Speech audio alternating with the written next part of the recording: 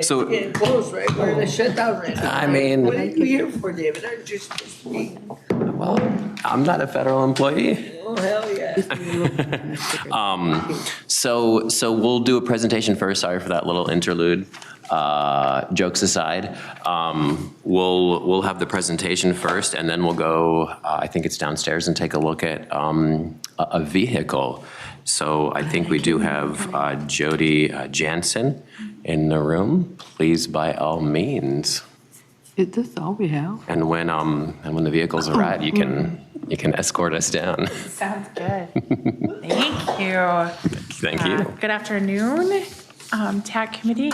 It's great to be here. This is my first time, so if I have no idea what I'm doing, it's absolutely correct. So I have just a small presentation to go through with you guys today. So what I'm doing is presenting on a new vehicle that we are considering for the Metro Mobility to add to our sedan and SUV fleet. So we are considering a Toyota Sienna minivan. You might be familiar already. We have some Toyota Sienna, or some Toyota Highlanders. We also have Ford Flexes, which unfortunately they don't make anymore. And we also have some Chevy Equinoxes. I think that's the three of them. So this year we're considering our options. We are looking to potentially get some additional Toyota Highlanders. Those will look very similar to the ones we already have. There's been no significant changes to that model. And then we're also considering, which I will present at another time, adding some electric vehicles to the mix. And so we'll talk about that. I'll be back in front of you at another meeting in a future time, and we'll talk about that one. So today we're talking about the Toyota Sienna minivan. It is a hybrid. Next slide, please. So it is a hybrid vehicle. It is all-wheel drive. Gets great fuel economy partly because it is a hybrid. It's 7 passengers. It has 3-year, 36,000-mile warranty, 5 years, 60,000 miles for the powertrain. And it gets really high ratings. On the Edmunds scale, it's 8.3 out of 10. And consumer ratings, it's 4 out of 5 stars. Next slide, please. Next slide. I should also add, it is made in America. It is manufactured at the Toyota plant in Princeton, Indiana. So there's some dimensions on the screen. I won't read through all of them, but the ground clearance is 6.4, so it's low. It's one of the lower options to the ground, we feel. It's nice and roomy. Overall width of 78.5, height of 68.5. There's lots of headroom and legroom. You'll be able to see that once we go down and look at it. All of the technology that Metro Mobility uses and needs can go in the rear compartment. And we believe that it will fit based on our preliminary. When we went and looked at the vehicle, we went out to Burnsville Toyota, and when we looked at the vehicle, we also had one of our technology people out there with us, and we believe it will all fit within the compartment that already exists back there, which would give us additional cargo storage space back there, and the potential to move then that rear seat back farther if we needed to. So cargo space in the back of 33.5 cubic feet, and the majority of that, like I said, should be available. We shouldn't need to tap into any of that for the technology. Some of our vehicles have a technology box in the back. So next slide, please. So these are just some photos. I believe he's here. I think this is him calling. So these are just some photos. We can look, maybe it would be best to look through the vehicle, and then, or we can go through there's only a couple of slides of the vehicle, of the photos. So these first two, this is just showing high level of the front and the back. Next slide, please. And then kind of on the side, you can see in the picture on the right, you can see You'll be able to see it when we go downstairs as well. You can see that there's a very, very large grab handle that is integrated into, that's called a B-pillar. It is integrated into that B-pillar, and it's very, very helpful to get in and out of the vehicle. Everyone who looked at it commented on that when we were there. The doors open up nice and wide, it's very roomy, and that seat goes back pretty far, especially if you don't have a person behind you in that third row. So next slide, please. So there's Paul. You guys probably, most of you probably know him. I'm sure he loves that I took his picture. But anyway, just showing Paul's a tall person, as you know, if you've ever met him in real life. He's a tall person. And so this is with the seat, that second row seat all the way back, but you can see he has plenty of leg room. Even on the second, in the right-hand picture, the seat isn't all the way back in. There's still plenty of leg room in there.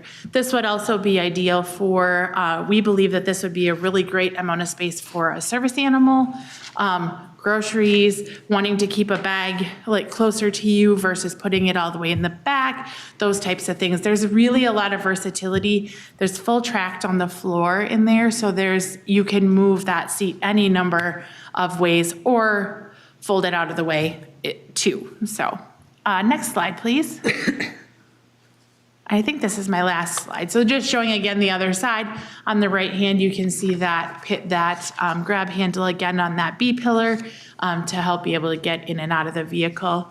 So I think that's my last slide. And I believe the vehicle is here. So maybe we'll go take a look at it, and then feel free to ask me any questions along the way. Sounds good. I'm going to have a couple comments. Sam, I see you're online. I was just about to ask if there were people online. Is there anybody else besides Sam online? I'm going to try to. This is Michelle Severson. There's a couple of us online. Okay, we got 3 people online. Okay, I was just kind of batting around ideas in my head on how to take this meeting mobile.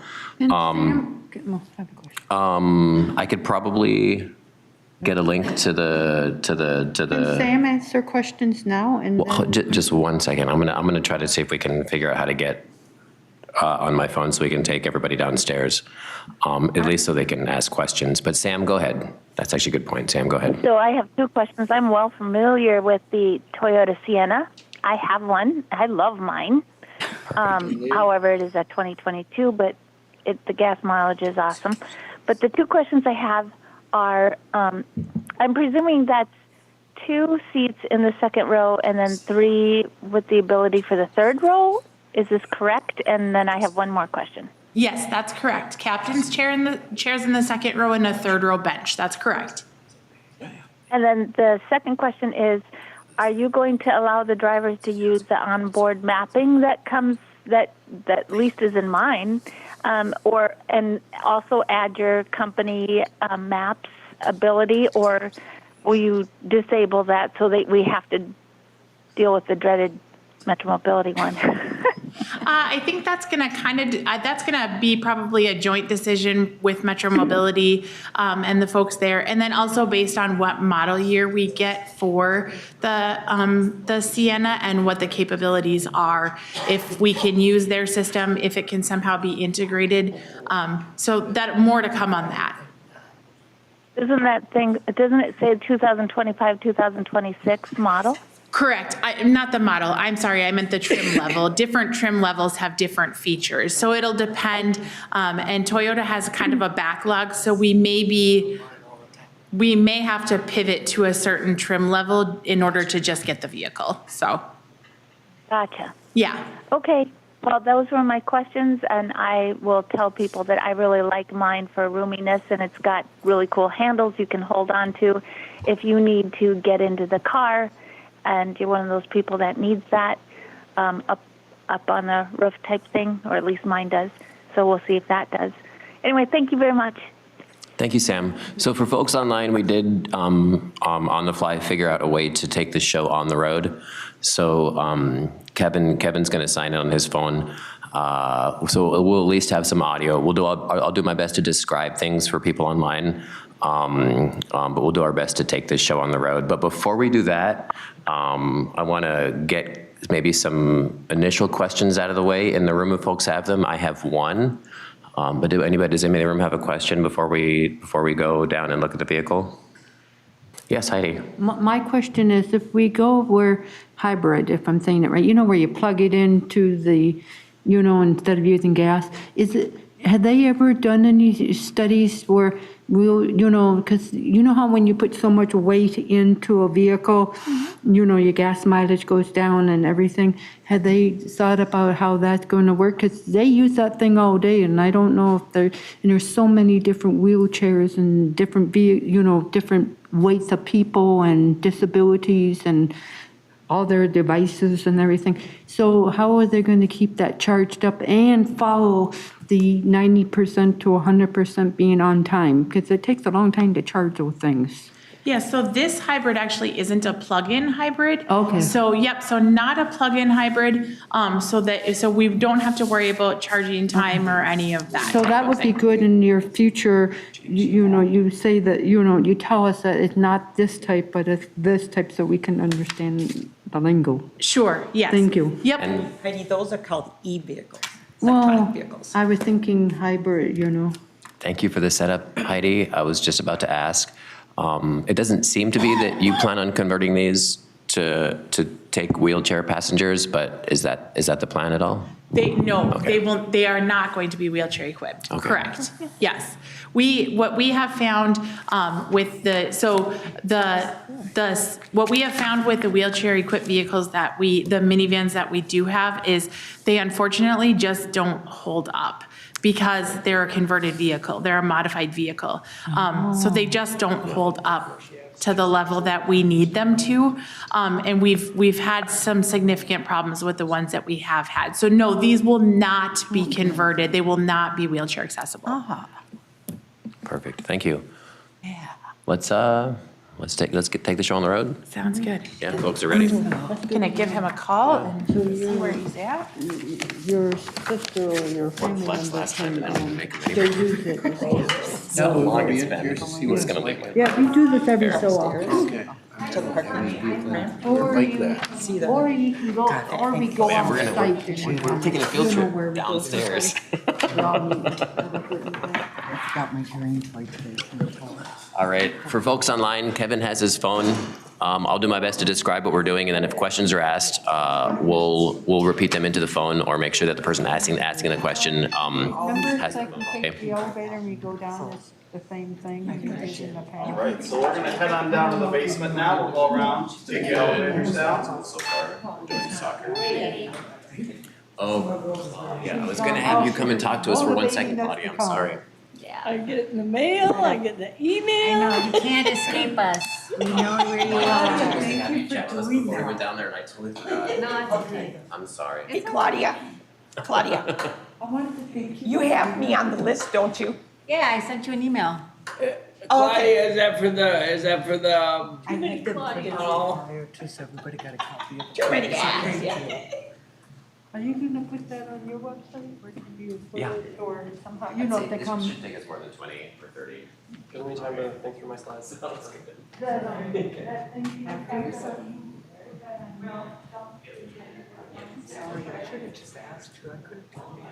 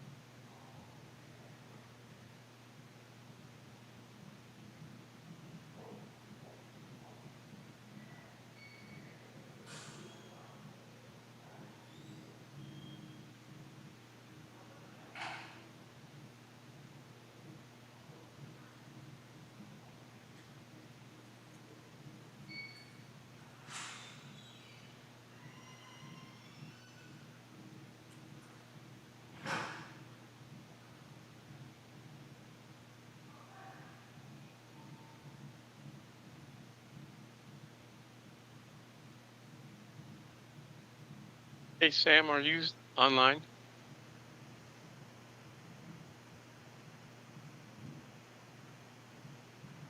Ken, I can hear you. This is Okay. Jason. But I can't, it looks like Kevin and them are not online.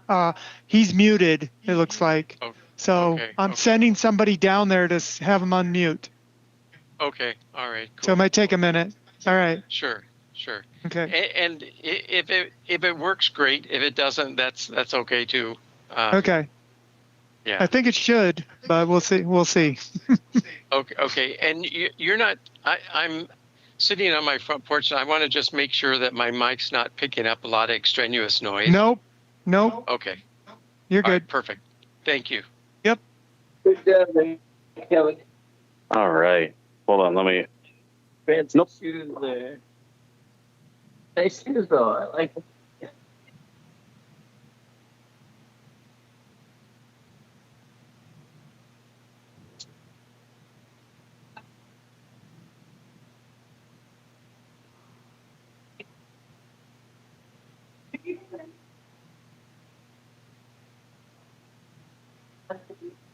Why? What is it? You know, you're out work talking. Let's oh.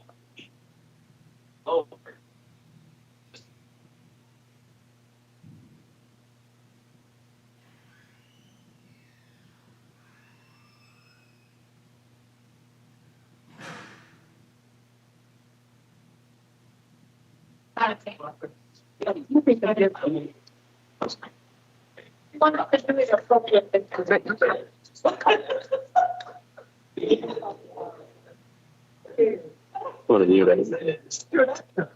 What's that? No, of course not. But I want to know who's the Yeah. Well, you just do the license plate.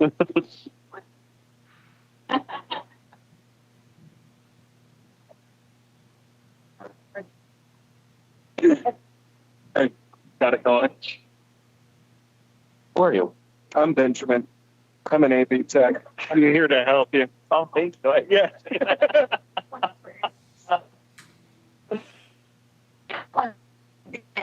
Yeah, no, I think it's coming up okay.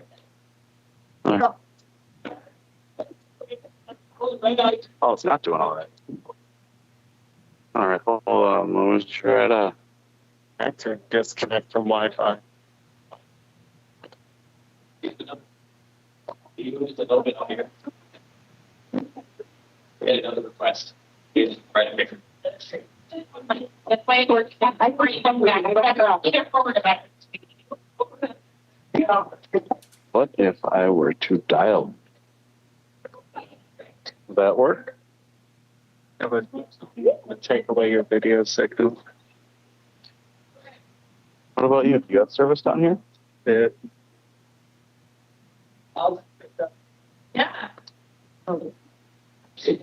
Yes. Are there other things? I'll be one. Yeah, right there. Can you click on them? Correct. Yeah. I'm Benjamin.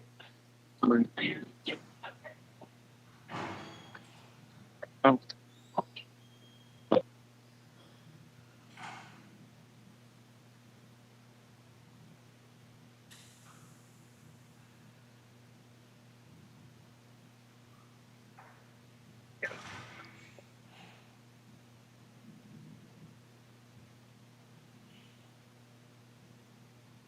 Yeah, work around it. I think so. Yeah, that's a great question. Yeah, it should be okay. We should be able to work around it. The Dean House. If they have like portable steps or something, yeah, somebody would not get up there. Correct. Yeah, we will continue to have the step stools that we have currently with the SUV. It's fun. That's mine. I have a little bit better service. Okay. Any problem with You are set? No, I'm not. But it's Yeah. Dakota he didn't have reception. No, he didn't. Oh, Jason got me. Okay, good. What's your name? David. Benjamin. Okay. You do report as well. Get your stuff. AB. But just kind of guide me, or should I do that? All of them? I'll put it next to you. It's a question people ask. So we had a question if there are going to be steps in it, and I'm just going to talk to the side. And they said yes, so there'll be steps up into it.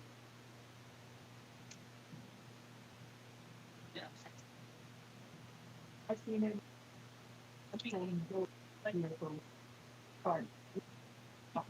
Yeah, it's really. Yeah,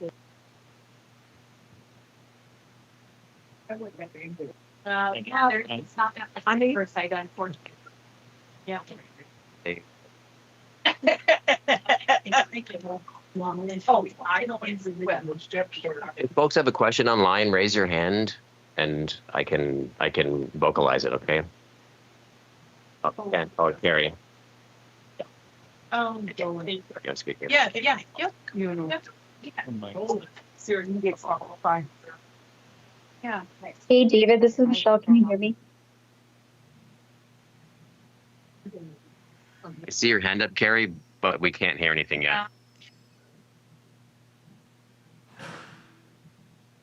They could do that from inside. Yeah. Okay. The opening is whatever.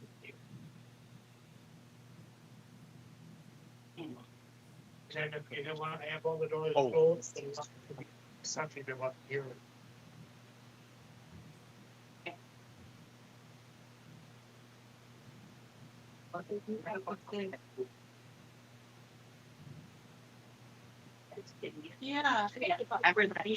Right.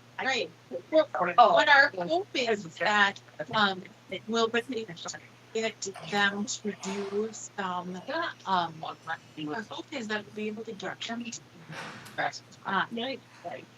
we want to increase the SUV fleet a little bit, and our hope for that is that will encourage the contractors to have a separate, or maybe a separate dispatcher or a separate code of some sort, so that it will hopefully eliminate or minimize the sending one of these when you're a wheelchair user or vice versa. Not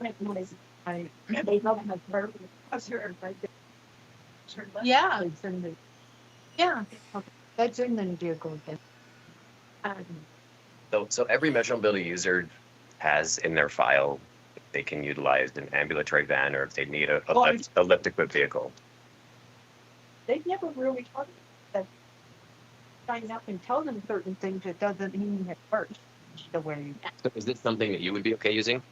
I've used them before. Okay. I didn't have it straight. Oh, yeah. That's what we're here for. Yeah. See if you like it. And there was a question in the chat. Yeah. Already, but we might have covered on this briefly, but this is only for ambulatory users. Yes, correct. Ambulatory. Yes. What was the reason? You said it's possible. It is possible to convert it for wheelchairs. There are some companies that do, but the problem that we find is once it's converted, because it's essentially cut. I mean, they make modifications to the vehicle by cutting into it. And what we have found in our service in previous is that it just, once those modifications are made, it just doesn't hold up to the rigors and the demands. And replacement is a lot more frequent, and then issues and things breaking and all of that sort of stuff. So we will, for the time being anyway, we will leave the wheelchair users with the buses, and then just offer this for like single passenger or, two passengers, that kind of thing. Yeah, given. Are we going to change this part? I think that's not much of the work. Yeah, that's the only step, but we'll be having the extra step, the step ladder or the step stool that they have on the other. Yeah. Yeah, because not everything happens in your vehicle, or they don't set it up correctly, or you get a certain type of person, because I don't know how big or how long or how wide. Yeah. Nothing. You know what I mean? I'm Yeah. curious. All right. I take that. That one, I really do want some pink, because it tells me I should use some kind of stuff there, because it's kind of hot. Well, I got a comfortable ride. Just the other thing. Yeah. There's currently a couple of Ford Flexi in this bag. Yes, How does this step clearance compare to them? Do you know offhand? I do not know. But I will see. No. Yeah, easy it is to be able to get back into there. They go right back. You can get them beautifully. I can't. Yes, yeah. So we have to look into verify. I mean, I got to see what if they have my seat back.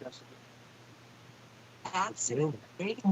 What creative arts? Am I allowed to change the if I don't like the I can go for the seat? Or do I do the seat? I don't know. I have a question. Yeah.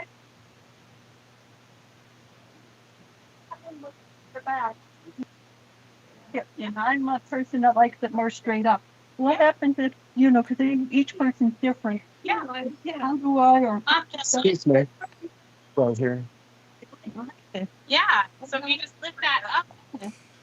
You're really sitting up. No, I like that.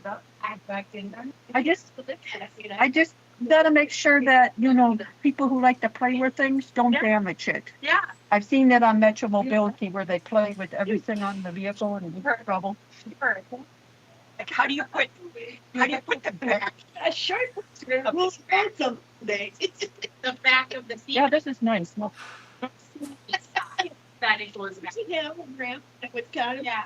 On the back ones, those Sitting very forward. yeah, so those that the driver or the driver of the van would have to step that back. See, he's behind you and can do it. But that's on the back. It's on that So back. what side are we getting in a lot? Because, when we come, so we can start running, if I get a vehicle.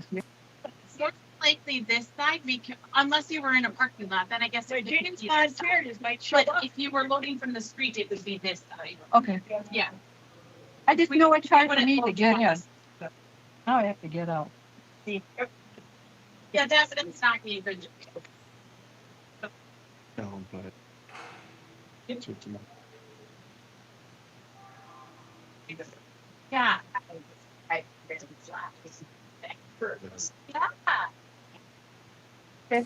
Now, Go. I wonder if we can move this back so I can get out that side, because that's the side they're telling me that I have to. Okay. I have a hard time getting.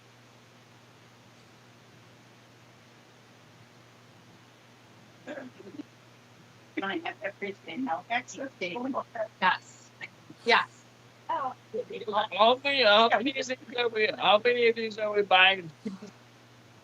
How many are we buying to get back there? I'm unsure yet. We're going to buy probably about, I believe we're slated to buy 30 vehicles total, but they won't all be this. It'll be probably a mixture of the 3 vehicles that we're looking at for the SUV thing right now. So where's the breakdown on how many of these are we buying? We're not sure yet, because part of it's going to depend on availability. Because Toyota, good for that, they're great sellers, but that also means that we might have to wait a little bit. So it'll depend on availability, partly. So and then how much are they? They're in about the mid-60s, I would say. and then after you put all your stuff in it, it's seven. Yeah, about that. No. Yeah. Yeah, once we put all the fancy stuff in it. Nice. And that's why you need to make. We'll get what about 15 years out of it? Maybe 10. Yeah, I would say, yeah, depending on mileage, partly too, right, and condition. So that's like See, Yeah, that's why driven are made for commercial use. Right.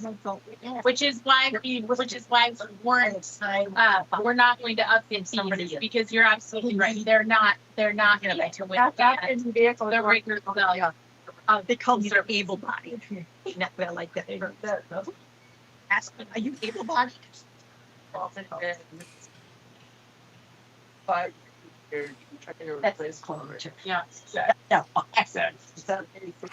more centric. Yeah. I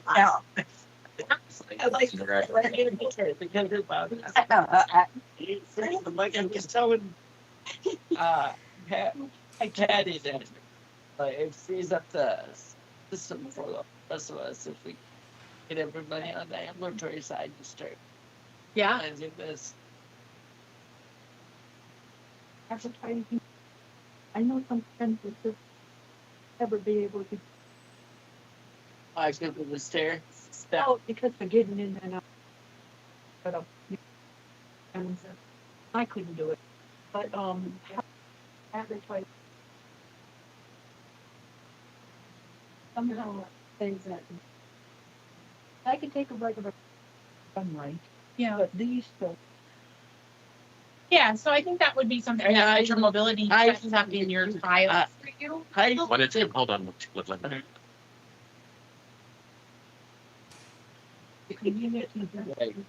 If this is the way it's a piece of art, we're going for, and then you're expecting us to deal with it and can't deal with it. And they do get it, because I've happened, I've heard over the airwaves where they send the wrong. Yeah. You didn't know it was in a wheelchair.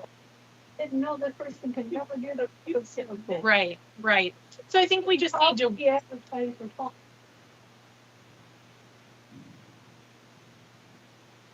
Yeah. Oh, I was seeing it kind of flat. You just that's myself. Maybe when I was calling for that, there's certain questions that they had. Can you do this? Can you do that? Yeah. And I suppose that would be added to the thing.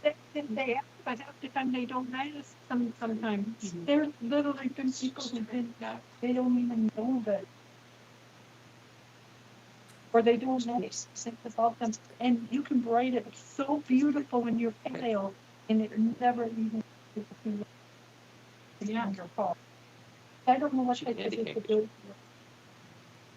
Right. You know what I mean? I do. Yeah. Yeah. Just have to start writing stuff. Sell them books and Dr. Bush. And that would be something that we should get. Yeah, so real quickly, I'm gonna jump in here. Yeah. If we're done looking at the vehicle, upstairs is a much better format for having a discussion Yeah. Sure. rather than in an underground garage with 3 people online through a cell phone. Oh. So if And then the driver's also. yeah, Oh, so are folks done looking at the vehicle? yeah. I know it's not easy for me. Folks online, were there any last minute questions before we head back up for the vehicle owner, who's not us right now, because it's still owned by the. Hey, can you guys hear me? Could you speak a little louder? Sure. I typed a question in the chat. This is Michelle. Is it possible to have an open house or visiting hours for people to practice getting in and out of the van? That's a good question. Okay. Well, we can take that question upstairs when we go back upstairs. We're headed upstairs right now just because this is not the ideal place for discussion. Tell us what the question was so we can. The question was, will there be like an open house or like a tutorial where people can come and understand, how they can utilize this van in practice? That goes back to this question. Yeah, it is. It does. And we don't have to be in presence of the van to answer that question. Yeah. Thank you, Michelle. That's a really good question. Thank you. It really helps. See it. Are you from Toa? Heidi, Yeah. you have really good points, Heidi. I want to make sure we get it on the record. Yeah. So let's head back upstairs and ask the questions. I want to make sure everything gets on the record and everybody can hear and participate. Thank you very much. All right, we're headed back upstairs, folks. I really don't like being on camera.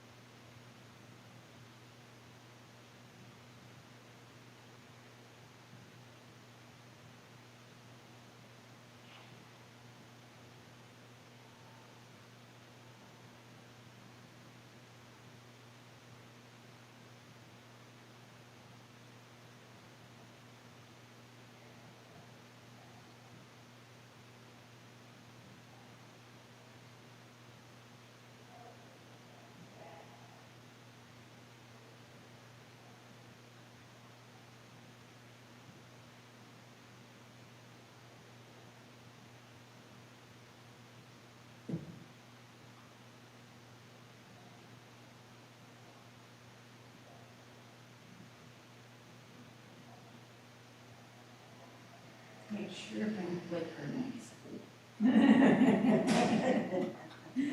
What do you prefer? What do you prefer? Anything. I'm just going through, access, handicap door opener. Oh, no. I think I've gotten people understand now. Oh, no. Which was a little bit unnerving. How did you get up here so quick? What? What's that up here so I've always been here. Yeah. I'm a clone. They just have multiple copies of me. I'm the new AI. The AI. That's right. I'm standing downstairs just for a short time. I was like, Yeah, and then how many times? I knew it wasn't like I was surprised. Yeah. The meeting shows us. 1, 2, 3, 4, I agree. 5, 6, 7, 8, 9. Oh, we do have a quorum. We can go back to the first part of the agenda now.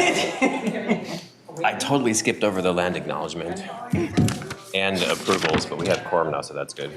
Okay.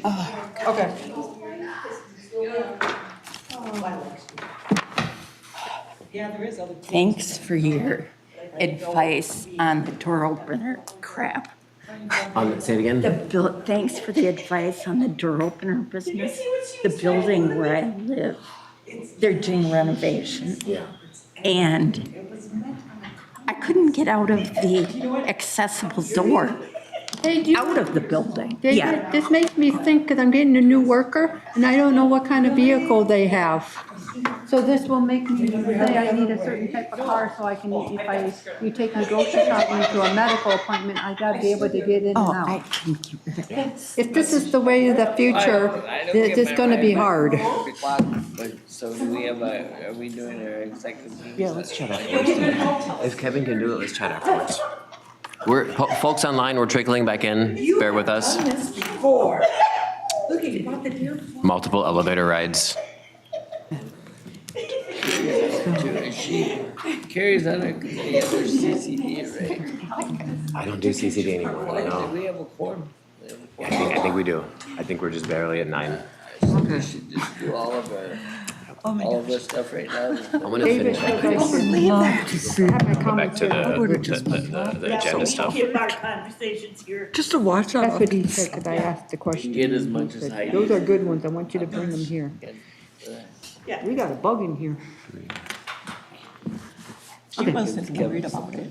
No, she was laughing right along with me. 8, 9, 10, perfect. We're waiting for one more person, I think, that's downstairs. Oh. Yeah, Yeah, I don't. our newest member. He might be doing the bio break or something. We can keep on going. We have quorum now.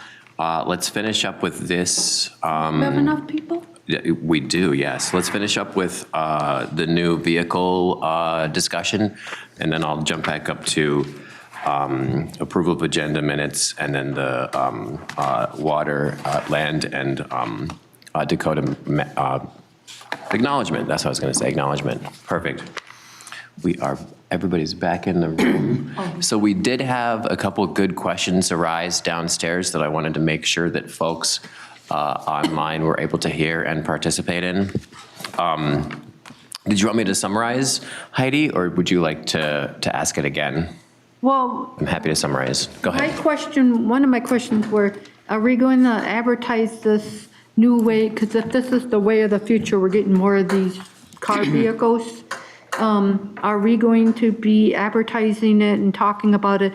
And I think it would be great if it's in our, every 4 years when we sign up, if we can't do them or not, so they will understand. Because they asked about if you need a lift, they asked if you need certain things on that. Because I had a hard time getting in and out of the vehicle, and I don't know which one, because they're going to send me, so I don't know if I can or can't until I get there, and I don't want to make the driver all mad at me because I didn't know. And the other thing is, I didn't know you had to put it in your file, and I know a lot of people probably didn't know that if this is the way of the future, how do you put that in your file, and who helps you write it, or who gets it okayed so it gets approved? Do you know what I mean? And not miss, Yes. you know? So those are my questions. Thank you, Heidi. So yeah, it is my understanding, and if someone from Metro Mobility is here can correct me, that all Metro Mobility users do have, whether they need the lift-equipped vehicle or whether they can do a sedan. But I think your question is a little more nuanced than that. And it's, just because you don't use a wheelchair doesn't necessarily mean that you can use this type of van, or that you can use this type of sedan. And so it sounds like your question is, where in your Metro Mobility file does it say that, so individuals don't have a vehicle that they cannot access sent on their ride? Yeah. Is that your question? Can't figure out the processing to get out of the vehicle, because my body was saying, there's got to be something to help me, and there wasn't anything to help me with because it wasn't built into the vehicle. It was just hop in and go on your merry way, but that's not how my body was saying. It wanted a lot, so I sat on the floor and got out, And there will be drivers Sam, to assist. Go ahead, Sam. Yeah. Oh. I'm sorry, Heidi, my Sienna doesn't mean that it's the same, but has little handles on the ceilings that you can pull down and grab onto. So did that car not have any? Well, no, the idea is that I used that, but I couldn't make the rest work. My legs didn't know how to get out of the vehicle. So I think Michelle's question can get at some of this. Michelle, do you mind asking that question again? I think it was a really good question. Yeah, this is Michelle. Can you hear me? Yes. Okay. My question was if there will be an open house or visiting hours available for Metro Mobility users to be able to come in and practice getting in and out of the van. Similar to like at the airport, you can practice getting in and out of an airport or an airplane seat. Just wondering if that would be an option. And to build on that just real quickly before folks answer it, I would say to make it different from today, will that tutorial or that open house be the exact way in which you would be picked up? So there's a driver, because here we didn't have a driver assisting people. So getting in and out of the van was all on your own, but it would be under the same conditions as it would be in a Metro Mobility, regular pickup drop-off scenario. So is that a possibility here? I know you deal with just fleet, maybe not. Right. I deal with just fleet. I guess it would certainly be something that we'd probably have to discuss with maybe Julie's team or Andy from Metro Mobility, or maybe getting like Paul, Colton, and Jerry involved in it. It's certainly something we can have a discussion about and see if it's a possibility for sure. Mm-hmm. And then All right, so two things, the open house and then making sure that people's files are accurate as it pertains to their mobility and what they can access in terms of lift I can answer that one. Okay, Julie, go When you ahead. apply for Metro Mobility, everything that's on your application determines what goes into your file. How the vehicles are coded in the system are then matched up with how your file is coded, and that's why you don't see vehicles 99% of the time don't show up that are not compatible for you. But it would be nice if it was on the application, because you asked about certain things, are you Right, capable and it is capable or not? determined during the assessment. And I'm thinking, well, no, what I do is I go to Gillette, and Gillette there's this nice lady who helps me fill it out, and the doctor signs off.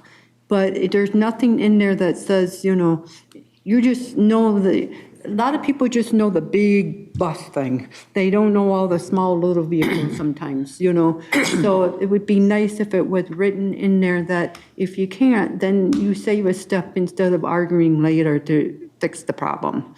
Because you're asking very specific questions of what you can and cannot do, and neither one of them that I could say, I really can't get in their vehicles no matter how hard I try, in every which way. Yeah, so let her finish first. I think that's the case, Heidi. I think that is the case. But let's let Julie answer the question. That is the case. We do it by what your ability are and what your mobility devices are. Okay. And the application is currently in the process of being revamped. Oh, okay, So so that we can put it then- online, and we're hoping to, format in a way that it becomes an electronic submission and not just a paper submission. So all that is already in process, and those questions have come to us too. That's part of our draft. Okay, So, good. Yes. And don't you also do a In-person assessment. in-person when we- assessment where those don't would come have up? clear enough details to Okay. make a proper assessment, we have them come in. That's good. Any other questions? I had a question. All right, thank you very much for coming. Thank you. I think we had a lot of great ideas. Yeah, thanks for having me. There was a question in chat. Oh, yes. Can you read it? Or do you Please, have to get up 'cause and go over? My vision is okay and I can just barely see that.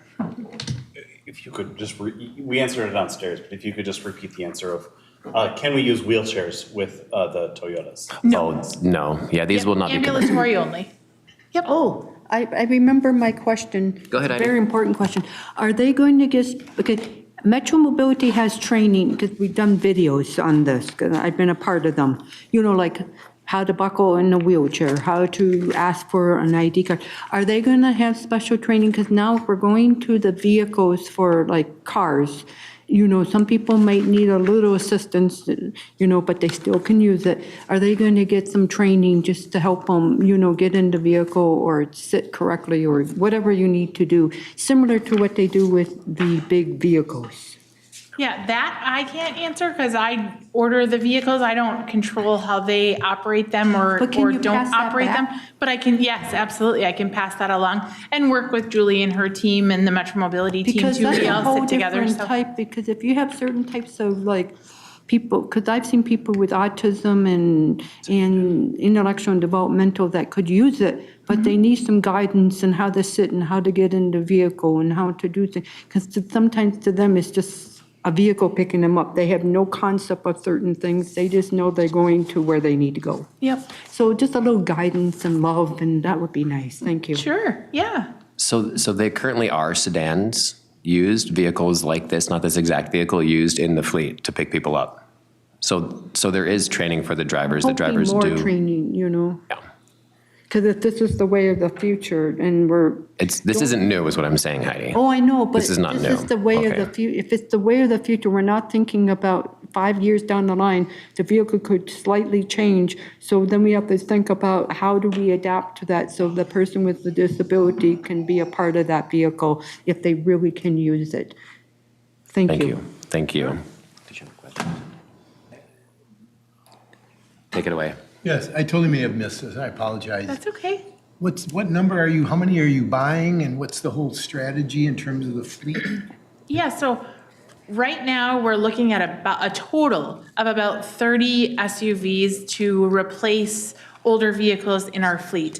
They won't all be the Siennas. The exact breakdown, we're not sure yet. We haven't decided. That will depend on a few factors. It will depend on the availability of the vehicles right now we have it narrowed down to 3 different vehicles that we're investigating.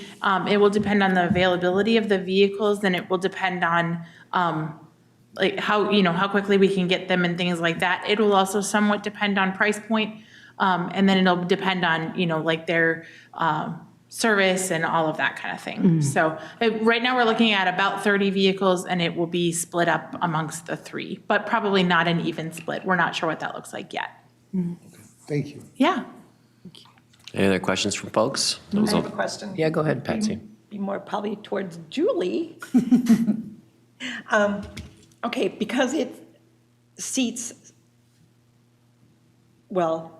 7, are we really going to be having 5 riders on there? Are we More than going to likely, need the this back? particular vehicle type that they showed us today will be as a 3-passenger, 1 in front, 2 in back.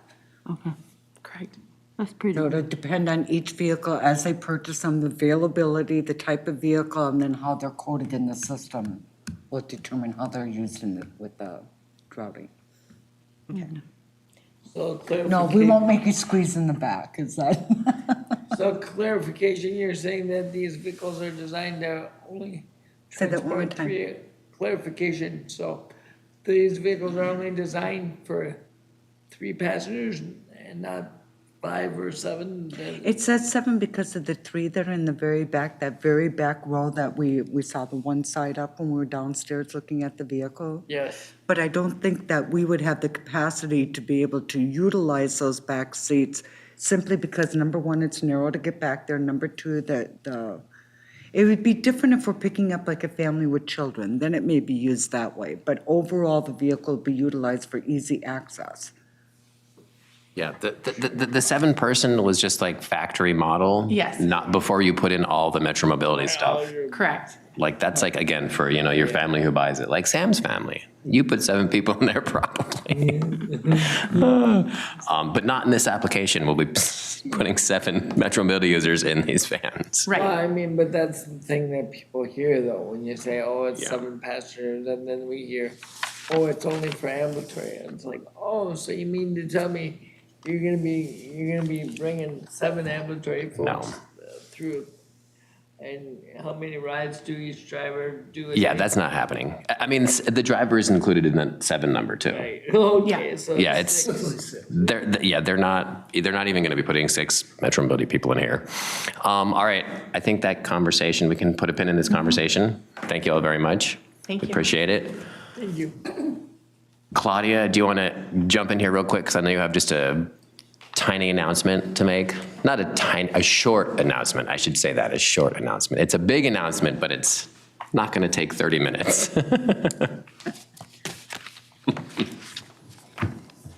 Good afternoon. Hello. So good to see you.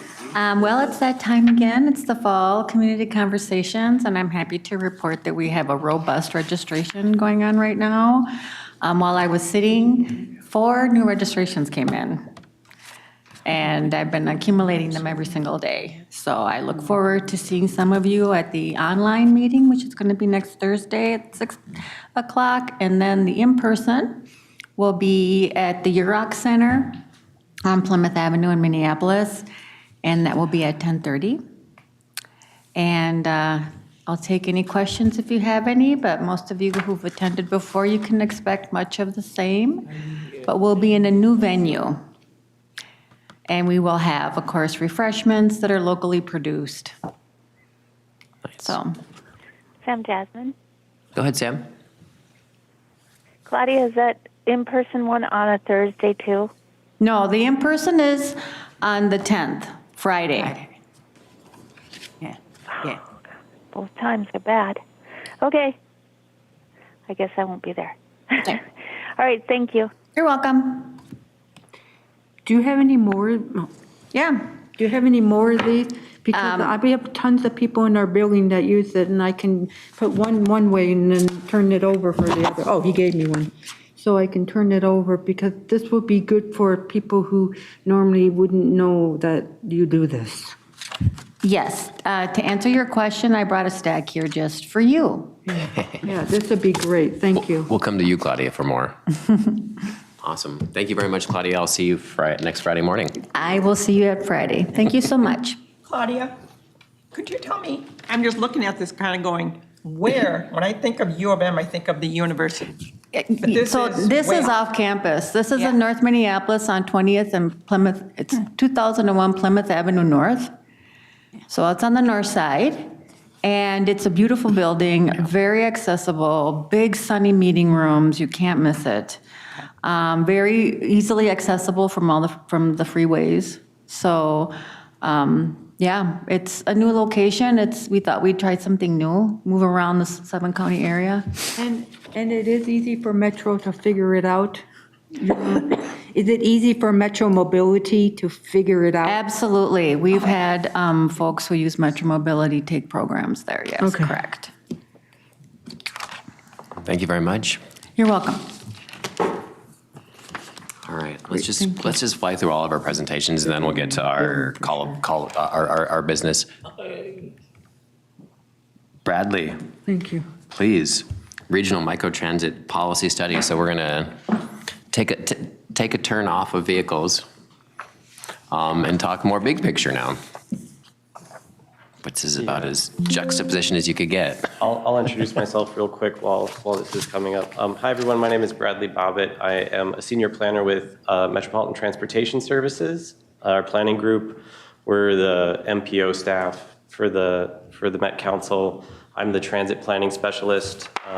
This looks like a different Yes, this is a different. Yeah. And one of the projects I'm the project manager for the group is the regional microtransit policy study. Basically, we're looking Let's pause 1 second so we can get the right. So tech support. The slide we're looking for, the slide deck we're looking for is titled Regional Microtransit Policy Framework. This is the Metromobility overview and update.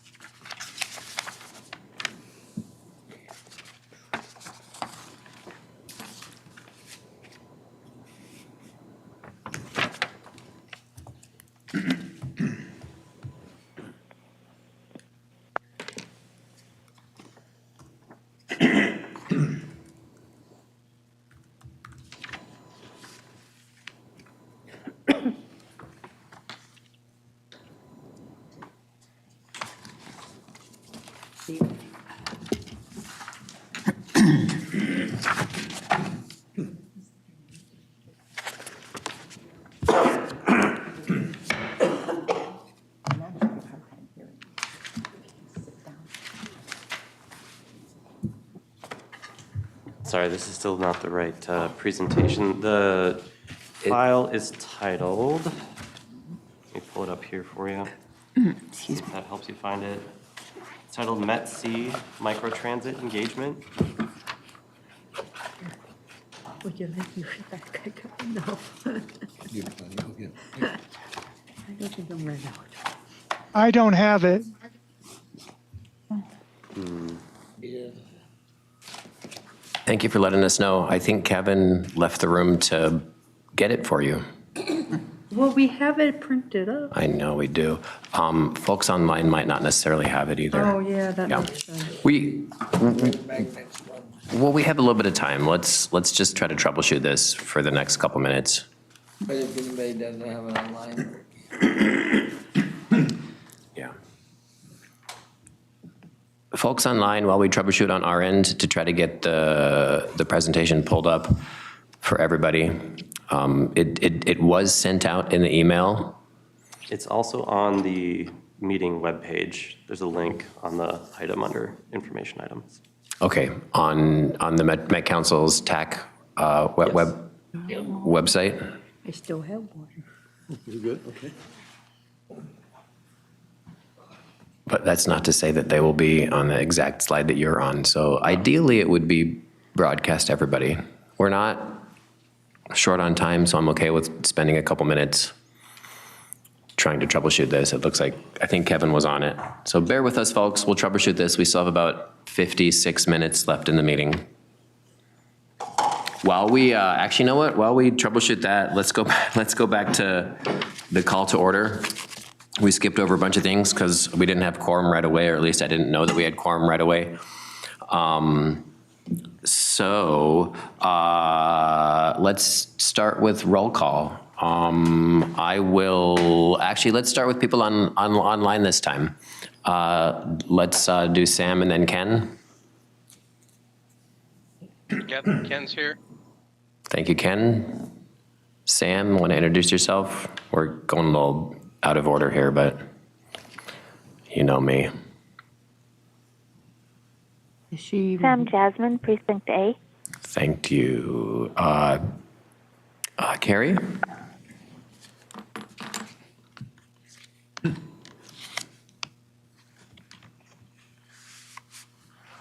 Oh, I think Carrie's mic was having issues.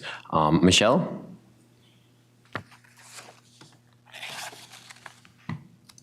Yes, can you hear me? Yes. Michelle, I'm taking that as that was your, I am here and I am participating. In the room. Sorry. It's okay. Yeah, we're doing roll call from the very beginning of the meeting, which I should have done at the beginning. I don't know if it matters if we go back and do this. We're doing it anyways. In the room, Claudia, let's start with you.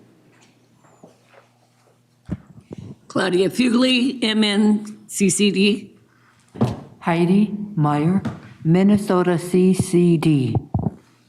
Chris Liefeld, AARP. Patsy Murphy, Precinct C. Julie Sellner, Metro Mobility. David Finley, Chair. Darrell Paulsen, Vice Chair, and Region F, or where am I? H, or where am I? Is it H or F? F. And Vice Chair. Kevin Petrie, Recording Secretary. Patty Thorson, Trellis or Metro Area Agency on Aging. Awesome. Thank you very much. So I will read the Dakota Land, Water, and People Acknowledgement, and then we'll fly through the approval of the agenda and the minutes. So the Metropolitan Council acknowledges that the land we currently call Minnesota, and specifically the 7-county region, is ancestral homeland to the Dakota Oyate, who are present and active contributors to our thriving region. As part of the Metropolitan Council's commitment to address the unresolved legacy of genocide, dispossession, and settler colonialism, and the fact that the government institutions, including the Metropolitan Council, benefit economically, politically, and institutionally after the foreseeable removal of the Dakota Oyate. The Metropolitan Council is dedicated to instilling land, water, and people commitments in regional policy. These commitments support the Dakota Oyate, the 11 federally recognized tribes in Minnesota, Ho-Chunk Nation, the American Indian communities representing over 150 diverse tribal nations that call the 7-county region home.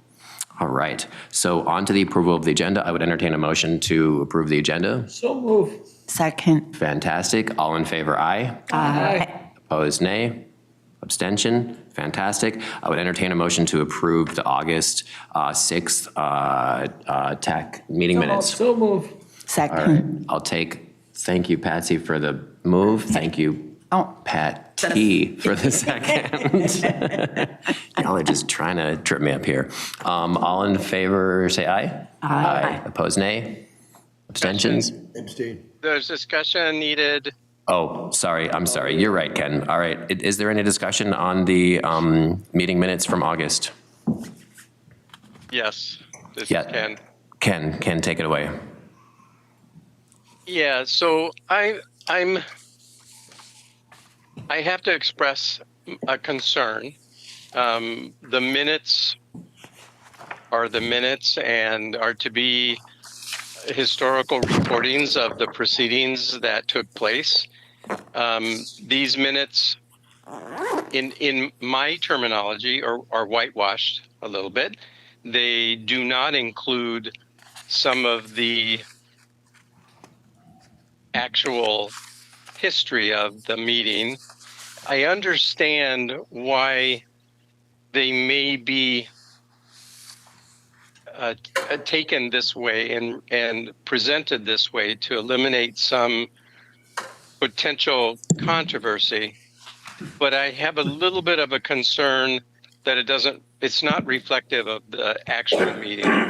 I'm not quite sure how this might be modified or handled, but I just need to express my concern that this misses a huge component that transpired during that meeting that really needs to be addressed. I'll leave it at that. Sam Jasmine. Go ahead, Sam. I would like to go on the record to echo Ken's concern. Thank you both, Ken and Sam. Does anybody else have any concerns? I would be willing to, yes, Darrell. Ken and Sam, I've not reached out to either one of you relating to those minutes, and I do apologize for that, but I would be more than willing to sit down with both of you and have a further discussion, and I do apologize.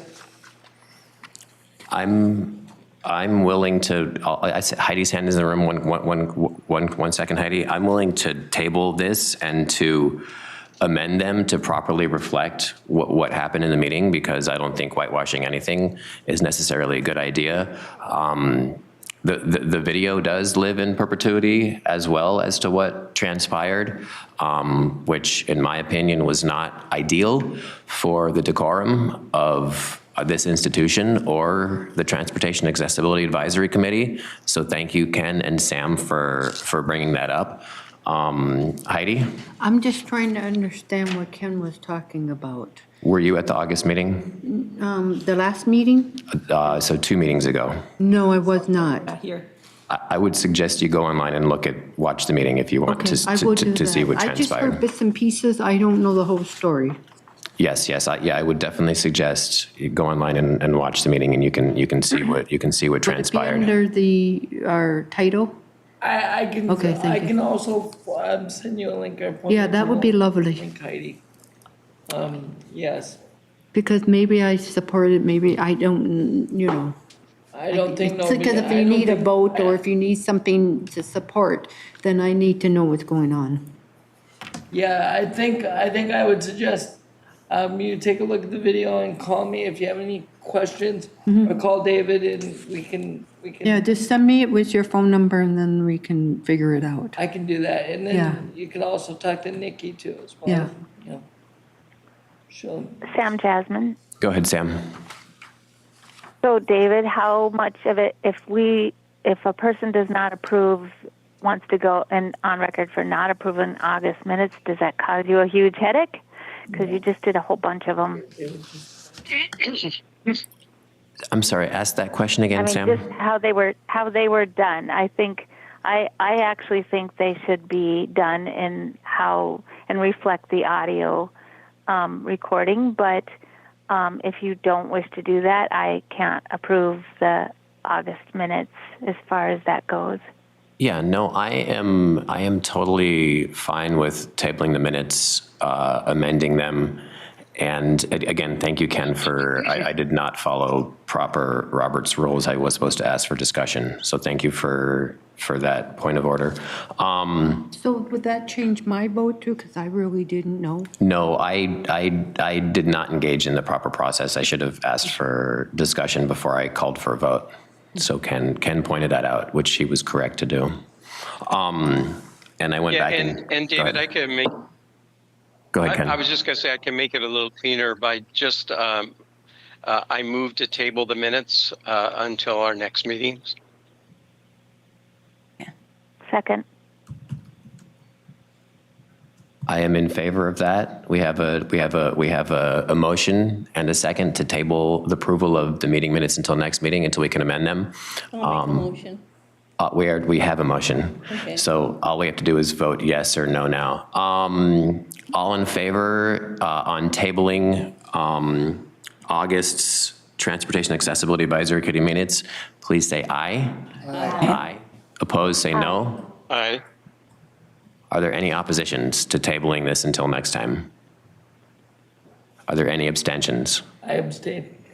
We have one abstention. I just need the video so I can say the right things. Okay, that would be an abstention then. That means you don't have an opinion on the matter because you weren't here and you don't know what transpired. Okay. Perfect. So we have 2 abstentions and the rest aye. All right. Thank you very much for checking my Robert's rules, Ken. I appreciate that.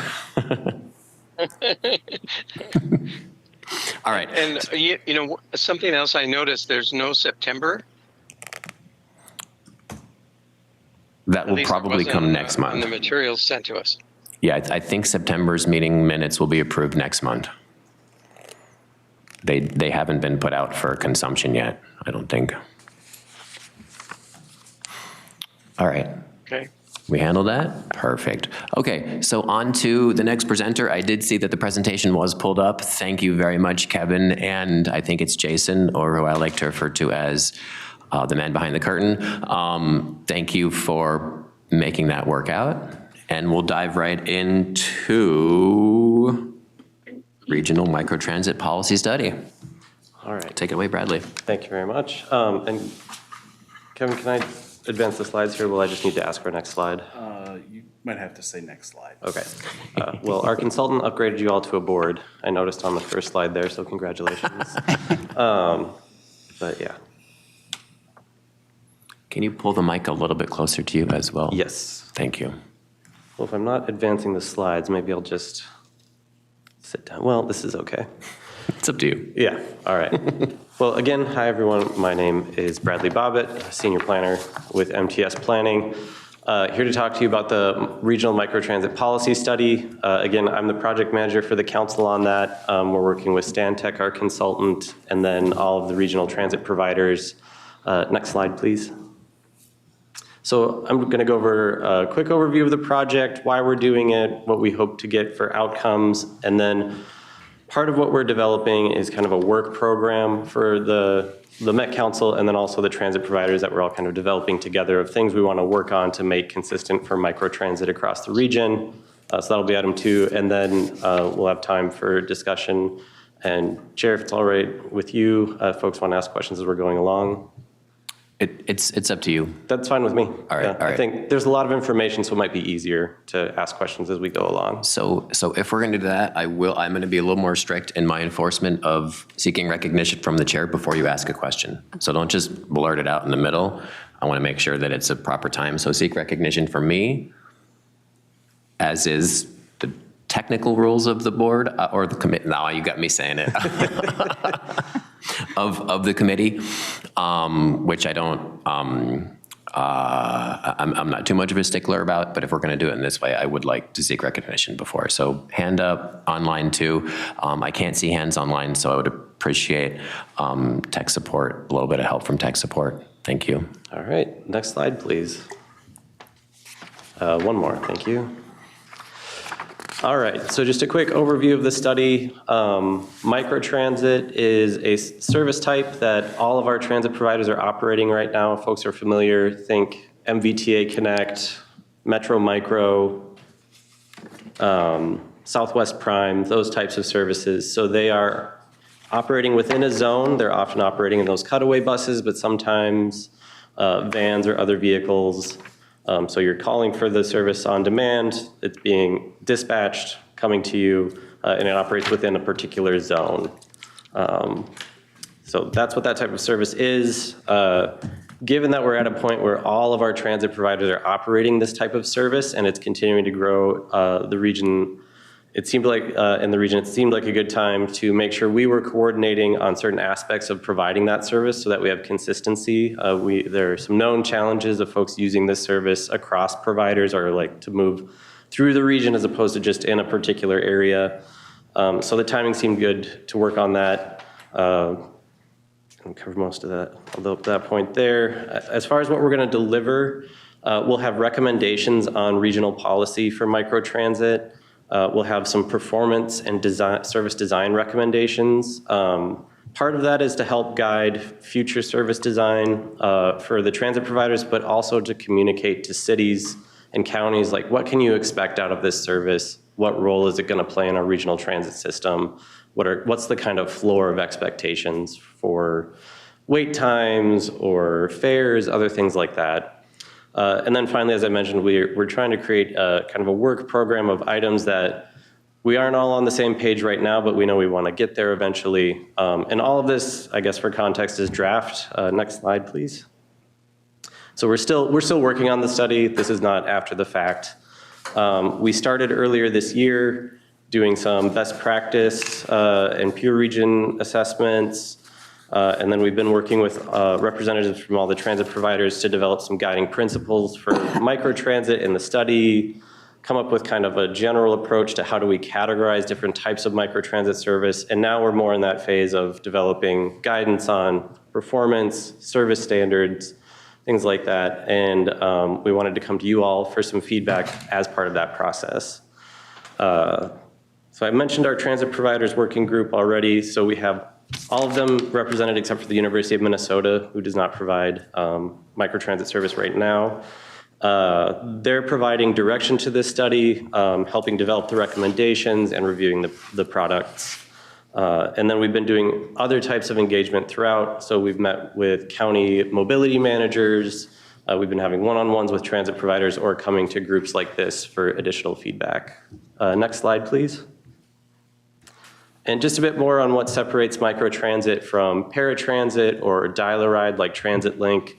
Again, microtransit is within a specific zone that's set by the provider, whereas with paratransit, that's within a 3/4 mile buffer of fixed route service that meets the federal criteria. Reservation is on demand, usually through a smartphone app, but some of our providers also do it by phone for microtransit, whereas reservations for paratransit and dial-a-ride are generally made ahead of time on a schedule. Next slide, please. So as far as what we've done so far with the transit providers, these are the guiding principles they came up with along with us for the study and for what we want to achieve with microtransit, coordinating microtransit service. So generally improving customer experience, making sure our policy is sensitive to the different contexts where that service is provided. So we have service in the suburbs, we have service in North Minneapolis, there's service expansion being considered in places like Harbor County. So we have a lot of different contexts where microtransit is being provided or is being considered to be provided. And then balancing flexibility for the providers, but also having kind of going in the same direction for our regional goals and having that kind of floor of expectations, kind of a minimum set of expectations for microtransit service in the region. Next slide, please. For purposes of microtransit, this is more just documenting what we already do. Microtransit tends to fill a few, kind of two of these three roles generally, depending on how the service is designed. It's either designed to support fixed route service, so it's bringing people from an area to fixed route services, generally more associated with our metro system, so like Blue Line, Red Line. There's a new zone that's out in Woodbury that's around the end of Gold Line. Another purpose, and this is what you'll see more in suburban areas that aren't associated with that metro system, is providing geographic coverage. So a place where it might be more difficult to provide service for everyone with a fixed route line, you can have that microtransit zone and provide a lot of coverage for a lot more people, maybe at a more efficient cost. And then finally, all of these are generally designed to improve access to destinations within the zone, right? So you can be picked up and taken from point to point usually with these services, as opposed to having to walk to a stop, get on a bus, go to the stop where you're going, and then walk again or roll. Next slide, please.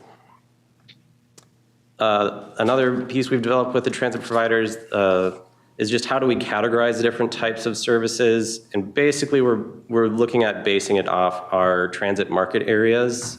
This is part of the transportation policy plan, and essentially transit market areas describe the level of productivity we can expect within let's say a neighborhood. So transit market area 1, that's our densest, most productive places where we're gonna have our highest intensity services, down to market area 5, our rural areas where dial-a-ride is more appropriate, or maybe these microtransit services. All right, next slide. So that's an overview kind of what we're doing and what we've done so far. And now I'm gonna get into the stuff that we're looking for feedback from you all on. Next slide, please. So in creating that agenda, that kind of work plan for microtransit, we're doing two basic things. We're trying to document what everyone is already doing, like our shared practices, what we're all already doing the same, so that for future vendor contracts or policy discussions, we have somewhere we're starting from. And then the next piece is identifying those work items to try to implement in the next 5 years is what we're shooting for. As a work plan, we'll see where we get with the transit providers and what they can agree to. Next slide, please. So just an example of a current shared practice. One of the things we're documenting is for ADA accessible fleet and trained drivers with microtransit. Basically, the floor we're looking to set is that any microtransit service that's operated in a zone, in its zone, they have to have enough ADA accessible vehicles that someone who's ordering a ride who has to use a wheelchair or a mobility assistance device or needs some kind of assistance will not experience a different wait time than someone who isn't. So that's kind of as a broad policy statement, that's kind of the level we're sitting at with this stuff, if that makes sense. Next slide, please. For the work items, there's a few key things that I wanted you all to hear and think about. One is fares. So right now, all of our different transit providers have different fares, different fare structures for their microtransit service. The Met Council, based on state law, has the authority to set fixed route fares for the region. We don't have the same authority for microtransit as explicitly stated in state law. And so we're working to have kind of, again, that floor of generally shooting towards affordability, looking to have everyone agree to not exceeding twice the cost of a rush hour express fare, which right now is $325. So doubling that, that's about $650 for a ride. We would look at making exceptions. We have some providers looking at distance-based fares, particularly those that are, if they have, say, like Southwest Transit, they have their zone within their service area, but they will take people to the airport, and they're looking at distance-based fares for those out-of-zone or cross-zone destinations. Another item we want to work on with the transit providers, and some of this is already the case, and some of it is we would need to work on, but is originally consistent reduced fare structure. So I think veterans, youth, TAP users, and then universal TAP acceptance. That piece I believe is already in place, but again, we're trying to kind of document what we already do and set an agenda for things to work towards. Finally would be to have consistency in fare payment methods. One of the biggest challenges we heard for riders is either difficulty in all the different ways to book a ride and then all the different apps you need to pay for a ride. So if you want to ride on MVTA Connect, you pay with their app. If you want to ride on Metro Micro, you pay with Metrotransit's app. And so there are all these different methods, both for how you pay for fare and how you book rides. Any questions so far? I've been kind of... Yes, I have a question on fares. I have a similar question. And I did too. We probably all have the same question, but I'll ask it since I'm the chair. So when it comes to, so there's no fare setting by Metrotransит or Metropolitan Council when it comes to non-fixed route services. So the contractors that you're working with, does that give them the ability then to set the fares at I guess market rate, or can you kind of subsidize and go down? No, yeah. Thank you for the question, Chair. Okay. To be clear, so it's the transit providers themselves that would be setting these fares. So Southwest Transit, Minnesota Valley Transit Authority down in Dakota County. The city of Maple Grove and the city of Plymouth are their own transit providers, so they operate microtransit service, and then Metrotransit. So those would be the organizations setting microtransit fares. And then fares would not be different based on level of access needs, I would imagine, yeah? Correct. Okay, good. So the wheelchair vehicle is not going to cost more for the customer than the non-wheelchair accessible I believe vehicle. that would be against the ADA. Yes, it would. Yeah. Just testing you out there. Yeah. Okay. Go ahead, Darrell. My question is a little bit more broader in terms of how do we get, I mean, if you're saying that we pay on one app, Microtransit, and then we pay on another app for another service, how can we streamline that so we can pay on one app for either service? Chair, thank you for the question, Is member. there, I mean, is that a nightmare? Is it a nightmare to You know, do that, or- yeah, microtransit it's not really new, but it's new enough that, and all these different agencies have been implementing them separately, that it could be a nightmare, but on the kind of the back end technical side, most of our providers use the same or similar software. So there are ways that there are different ways to make it happen. It's not the case right now. Right. Basically, yeah. Would it have to be legislated for it to happen, or could you guys just do it on a policy or procedure type? Chair, member, thank you for the question. I think they could just do it, and it depends on what we can agree to. I don't, if you're asking my opinion on, I don't think it would need to be legislated. But I mean, yeah, I don't think it would need to be, yeah. Thank you. Yeah. Yeah. Heidi, go ahead.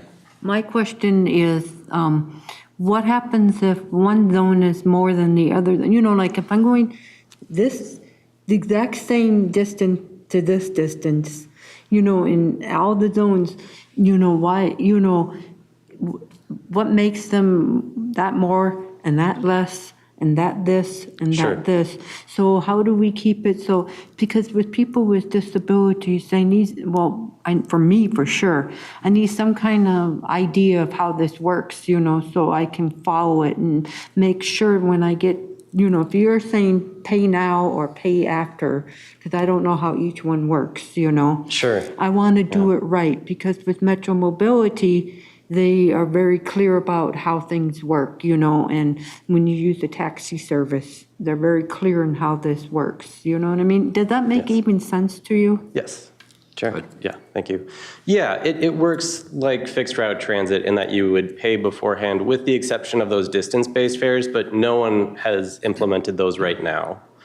Southwest Transit is thinking about it for specific instances, but right now the way it works for everyone is there's a flat fare for a ride. So it works like the regular fixed route system or like Metro Mobility.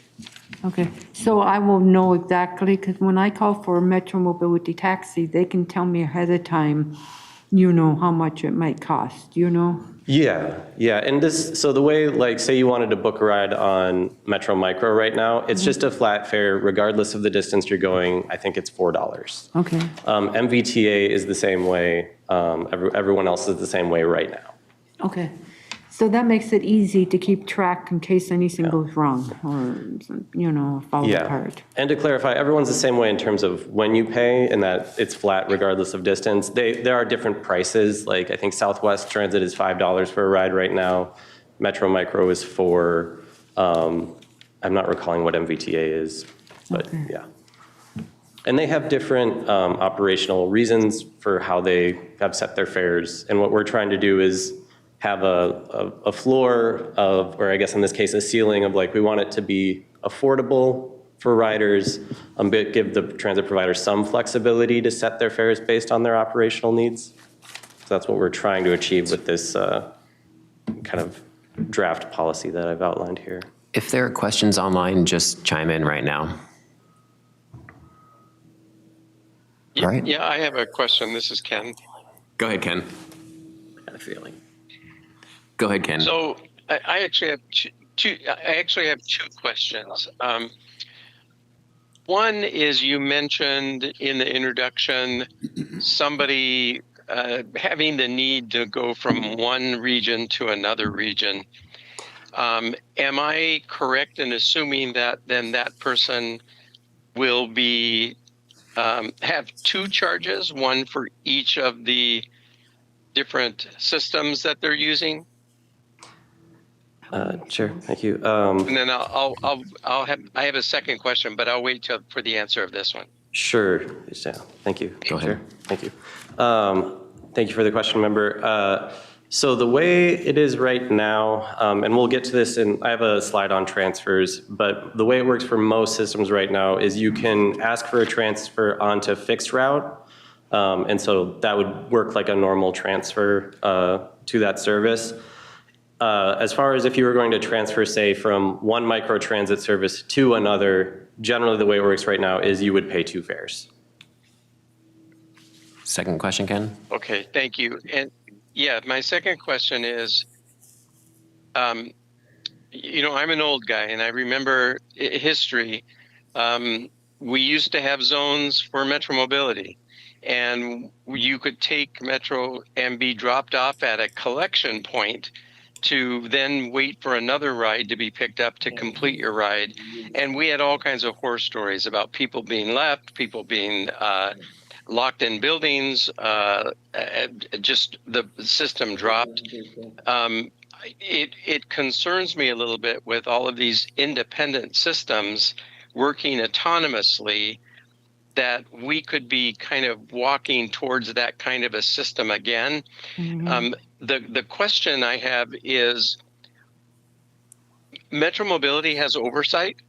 They have to meet FTA, FHA, FHWA standards, ADA standards, and we as the tech oversee those statistics.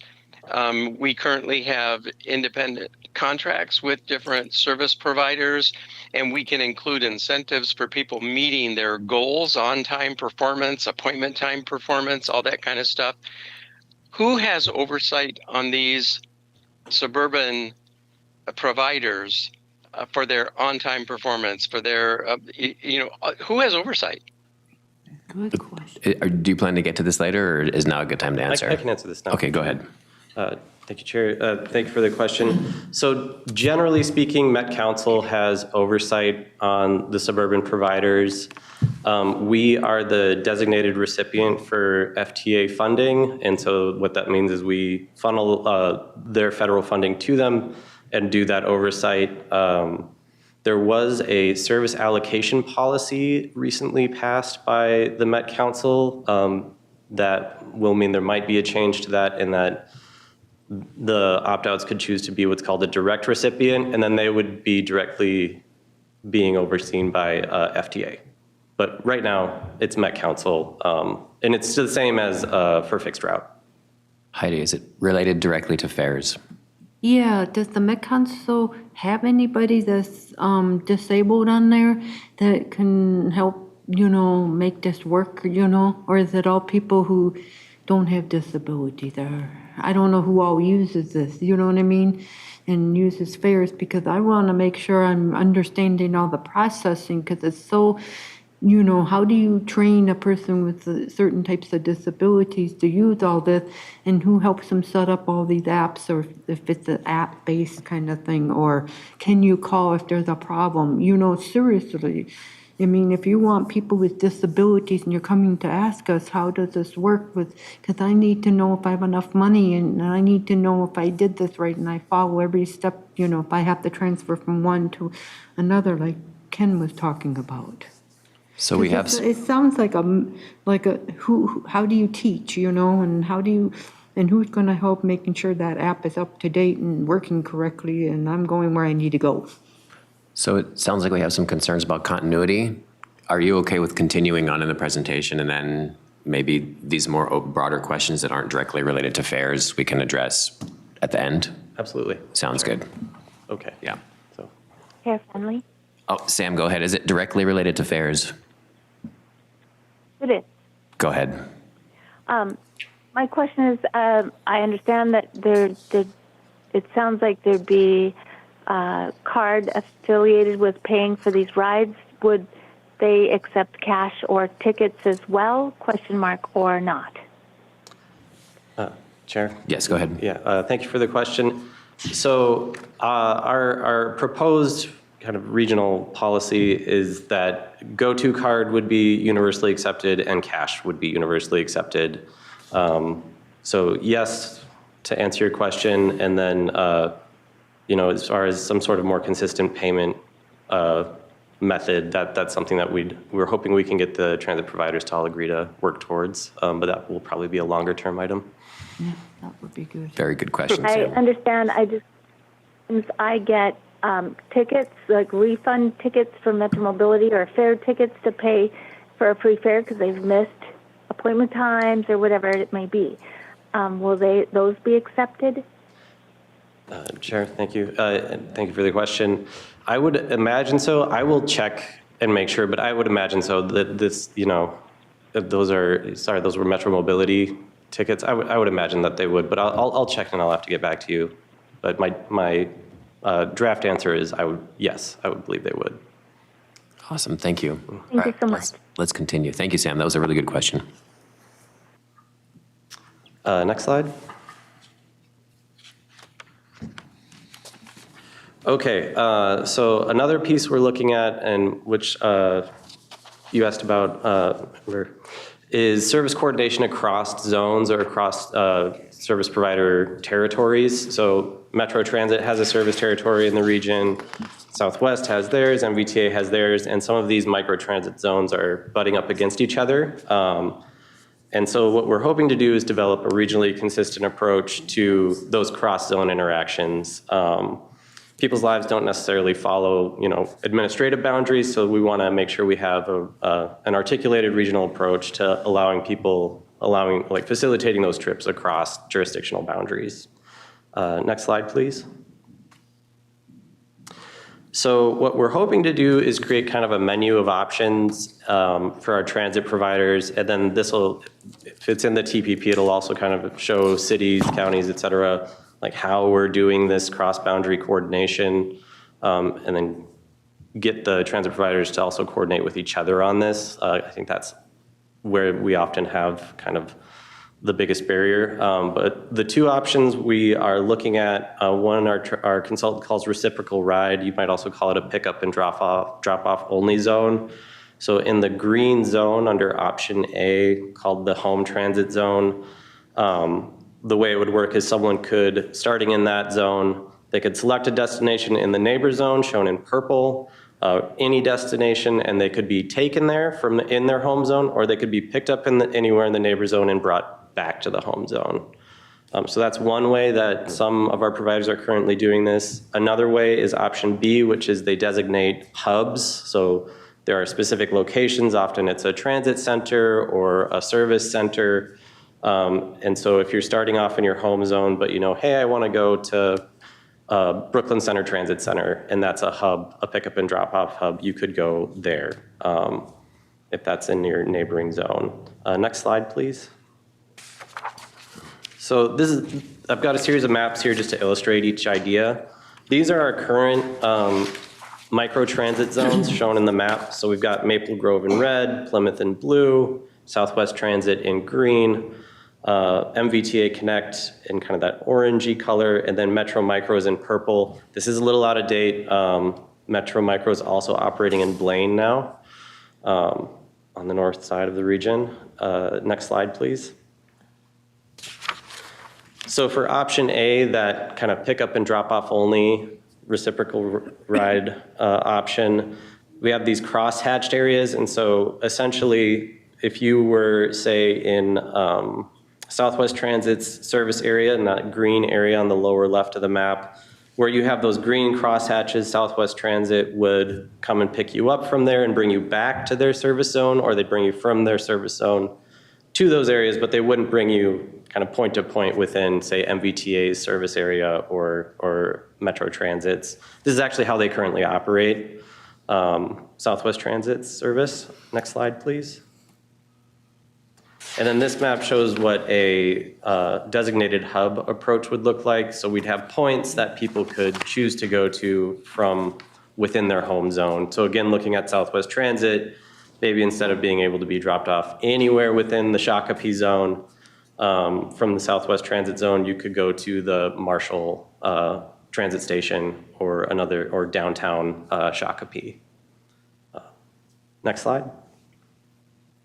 Our consultant created a few kind of personas just to illustrate this a little further that I'll go through quickly.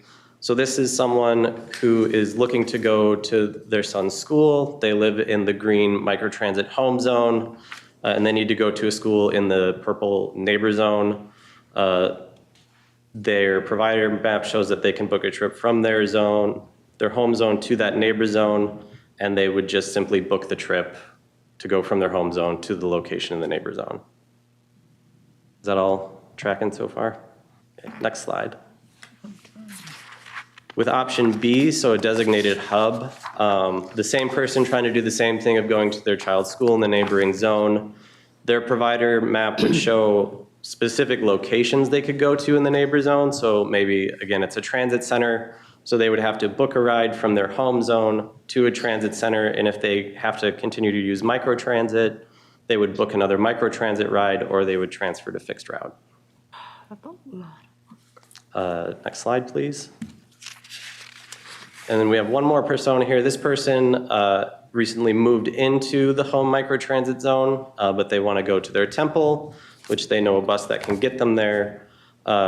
So with the pickup and drop off only zone, they can set up their ride from their home zone to the transit center or the bus stop that they want to go to, take that ride, and then get on the bus to go to their destination, which is outside of that neighbor zone.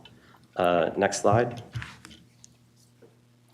With the designated hub, they would have to go to a designated transit center in the neighbor zone and then transfer to that bus. So I guess the the point of this latter persona is if someone is looking to access the fixed route system, it looks pretty similar as long as the hubs are similar to where they want to go. Yeah, next slide. Before I go into transfers, any questions about that service coordination stuff? If you don't mind, let's hold questions till the end. Sure. Just out of time, I'll get through the presentation. I think there's going to be a lot of questions regarding the transfer stuff. Absolutely. The final piece is transfers. So we're looking at having kind of, again, that kind of floor of like the minimum expectations for transfers when thinking about microtransit. So the policy stated here would be transfers from microtransit to fixed route services operated by the same transit provider will be honored within the standard fixed route transfer window. So basically it would work like it does now. A trip where you're transferring from one microtransit to another would require purchase of a second fare. And then finally, each provider should have a map that shows the service zones of other providers so that folks can know that those services are available. Next slide. And I have some discussion questions, but it sounds like there's probably plenty of other ones, so however you want to proceed. I really like that first question, because I'm curious too if any of TAC members have used a microtransit service. So just for clarification, yes. Fantastic, so we have one so far. So just for clarification, the microtransit, they are kind of like emerging on-demand transportation options, accessible transportation options in particular regions of the metro. So it's not across the metro, it's not technically Metro Mobility, it's not fixed route, it's not light rail, it's not premium on-demand service, which is essentially a taxi service that's on demand and might or might not be accessible. But this kind of takes it to the next level to have on-demand accessible transportation in these particular areas. And now we're trying to glue them together, sort of. Is that a relatively good way to describe that? Okay. Yeah, we're trying to make sure it's integrated with the regional transit system. Yeah.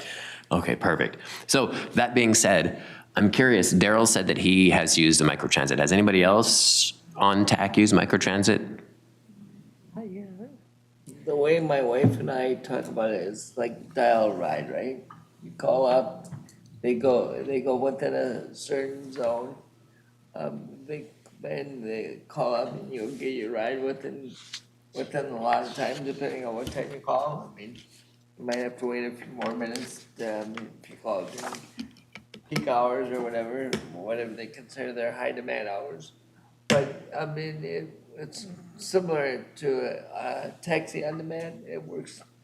Everybody that I know uses it. They like it. I mean, most people that use it, that we know would use it, would be elderly folks. Elderly folks use it a lot. I know Nikki uses it more than I do. So nice. She's been able to use it a lot. She uses it to get back and forth to meetings and stuff like that.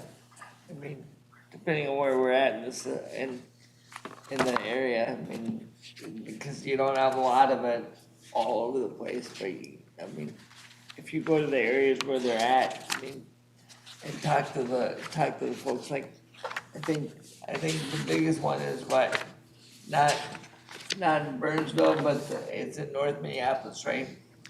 That's where Metro Transit's first zone was, but if you mean biggest in terms of like area, it's probably Southwest Transit around VTA. Yeah. Sorry, what was that? In terms of volume and customers, right? Oh, I would have to get back to you on that. I know it's the highest productivity in terms of like riders per hour. Okay. So what I'm saying is that I think that's a service that I think, like we talk about branding and certain brandings of our products. I think if we would brand that and push that out in certain communities, I think we could increase that service a lot. Thank you, Darrell, for the experience. Any questions? Claudia? Go ahead, Claudia. Okay, I have a question. You were talking about somebody making an appointment from one region and then making another appointment to another region. So what would happen if, I remember the nightmares of having to go from region to region in the past. If someone is stuck because they lost their ride, who would they contact? I know the Met Council's busy. Will there be a certain person or company that they can call and say, where's my ride? And what happened to it? Because I missed my ride? Sure, thank you. Yeah, thank you for the question. You know, I'll do my best to respond to this, and I might have to come back to you, but each of these transit providers would be responsible for that within their kind of own service. So I've used MVTA Connect, and with that on your phone at least, it'll show you where the vehicle is. I've not had the experience of losing a microtransit ride yet, but I would imagine it would be on the operating agency. So if you're calling for an MVTA Connect ride, it would be up to MVTA to help you out, or it would be up to Metrotransit if you're using Metro Micro. These are on demand, and so I guess I'm hearing the concern of like, oh, if I have to transfer like in the old days with Metro Mobility, that's a scheduled service, whereas this is usually more like I call for it and it's there 5 to 20 minutes later is how they operate. And these zones are typically pretty small. It's nowhere near the size of Metro Mobility's service area. So hopefully that would hedge on those issues. So I just kind of want to address that more generally. Since it was come up to build on Claudia's point, I think as it grows and as you serve more people, the increased, opportunity for, missed connections exists. And is there just one go-to place where someone can just call, hey, this didn't, that might not be necessary now because of the extremely limited range in which these folks go, obviously compared to, the full ADA zone of Metro Mobility. But again, I think that's kind of the concern is like, well, if I'm dealing with 5 different agencies, Sure. Again, continuity. I had a feeling continuity was going to be the main topic of the questions here, which it seems like it is.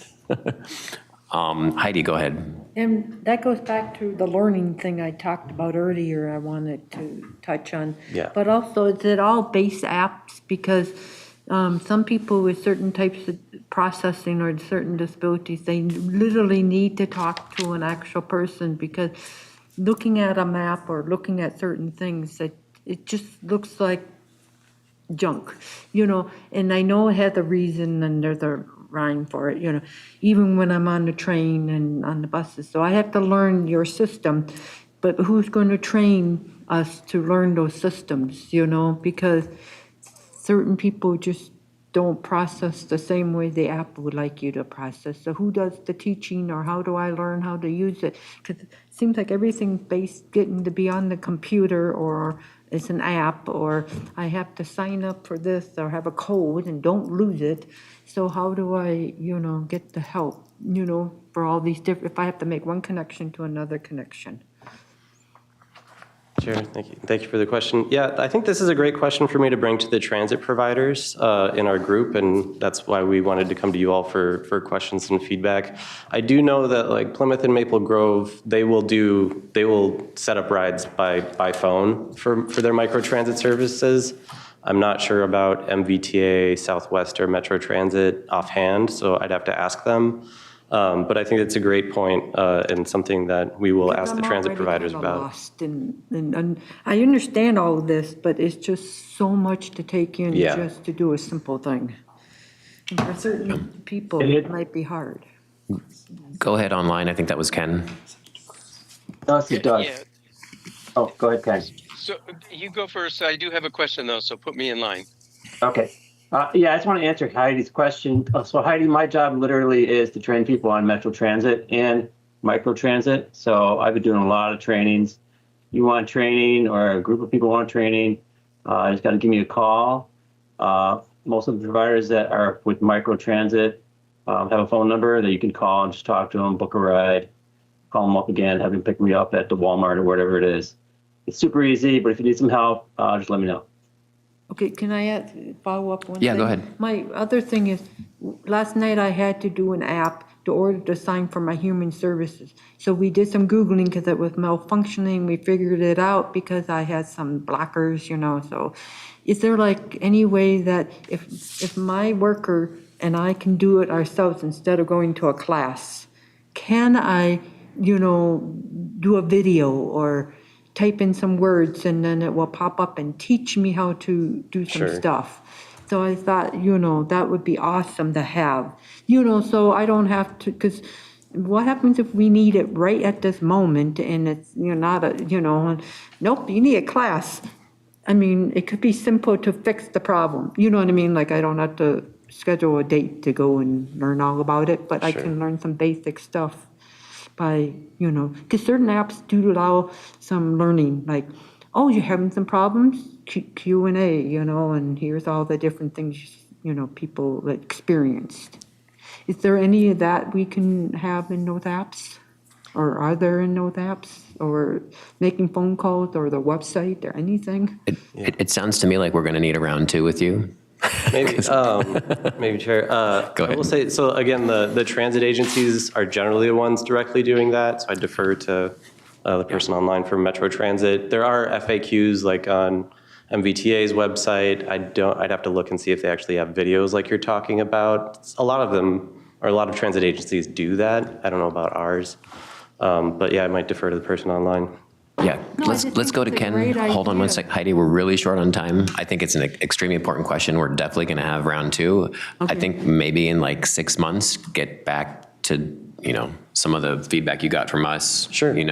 Try to incorporate it into your communications with the transit providers. Cool. Continuity is a big one. I totally understand that.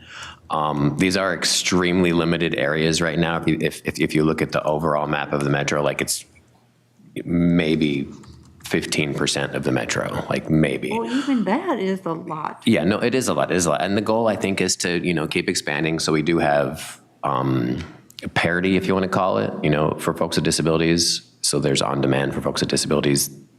The goal, I think, is to, as we're seeing, they're adding more areas.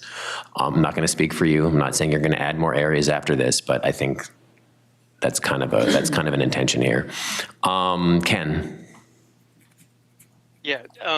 So since the decision has been made, basically, that you will be coming back with some additional information, I would respectfully request that you double check who has oversight with suburban providers in terms of their ongoing responsibilities of meeting their established goals of on-time performance.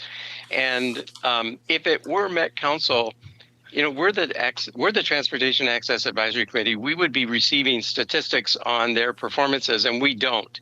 So in my work with another committee, I have been told that the suburban providers really don't respond to anybody but themselves, and they create their own methods of oversight that don't include Met Council, which has created some issues. So I would request that you double check, verify who has oversight with performance measures, operational goals for the suburban transportation companies. Chair, if I may respond? Yes, go ahead. Sorry. Thanks. Thank you for the question. And to be clear, my response earlier, when I was talking about oversight, that was particularly for attachment to federal funding. So our urban area formula funding from the FTA called 5307 funding. And so I think that would fall to Met Council in more general terms, but what you're talking about, I'll follow up and come back. As far as like performance goals, individual stuff, I know there are federally required performance measures, but a lot of those have to do with like asset management, safety, those kinds of things. So I'll follow up on your specific question. And then the second half of my answer previously, I mentioned that there was a funding allocation policy update recently passed by the Met Council. I will send a link of that to you, Chair, or to you, Kevin, so y'all can see that. But basically, currently it's Met Council. With this new allocation policy, the suburban providers may choose to be what's called a direct recipient, in which case they would be directly working with the FTA on stuff like that. And if it's... Yeah, and this is Ken. Go ahead, Ken. Just a quick, just a follow-up. It's my understanding that the suburban service organizations do receive formula funds from the Met Council, but they're pass-through funds. And Met Council, that's where it ends. Met Council does not have any specific contracts with them like we do with our Metro Mobility providers to be able to work with them and write into the contract what our goals and expectations are. They seem to be separate.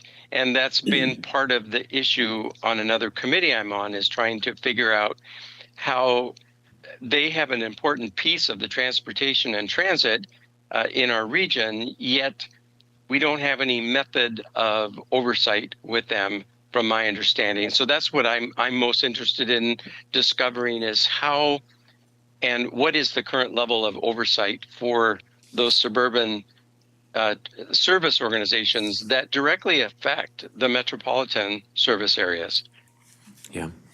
No need to answer right now if you don't want to. I think we'll have you back in 6 to 8 months. Also, if there's, again, your ledge team can deal with this, if there's a legislative aspect that might need to happen, we cannot go this discussion anymore. We're 2 minutes over already, but we'll have you back.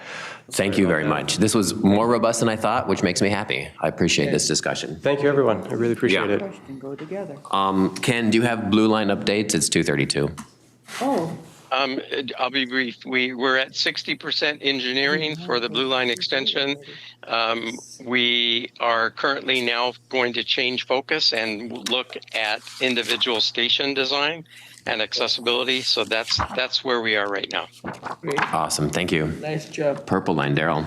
Yes, as some of you may know, and I don't know if you got the update. Did everybody get the update, Kevin?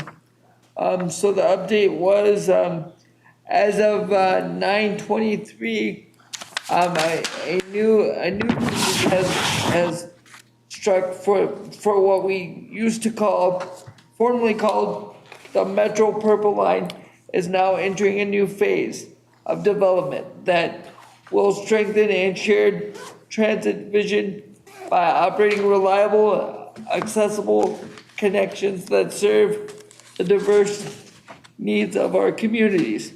In a joint statement that came out with the policymakers, the Purple Line folks, and stakeholders, they say, in partnership with the cities of Maplewood, St. Paul, we will be delivering on our commitment to connect residents, particularly to those with limited transportation options, to in essential opportunities, including employment, healthcare, and other crucial services. This investment reflects a fundamental belief that quality public transit is not just infrastructure, it is a pathway to opportunity that strengthens our entire region. And with that, you can see on page 2 of this, they have a whole list of community engagement opportunities that started the end of September and will go through the first part of January so far. With the Purple Line, are the new folks coming back to us January 7th.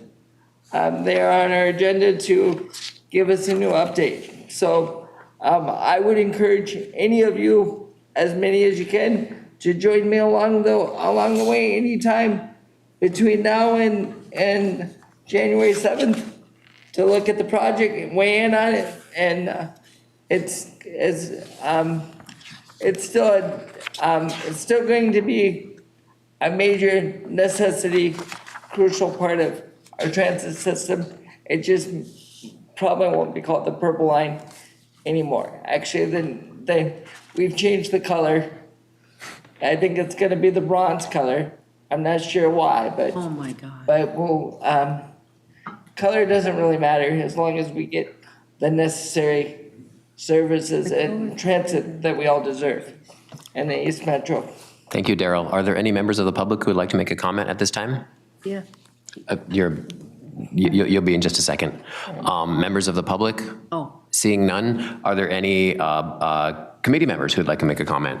Take it away, Heidi. Darrell, can you explain, because he asked a real good question. What are the different colors represent for the? We don't have time to do that right now, I'm sorry. Well, I just thought. Just the short version, the colors represent arterial versus, I can't say the word right, but it's basically what type of road they run on and whether or not they run in mixed traffic or whether they're in their dedicated lane.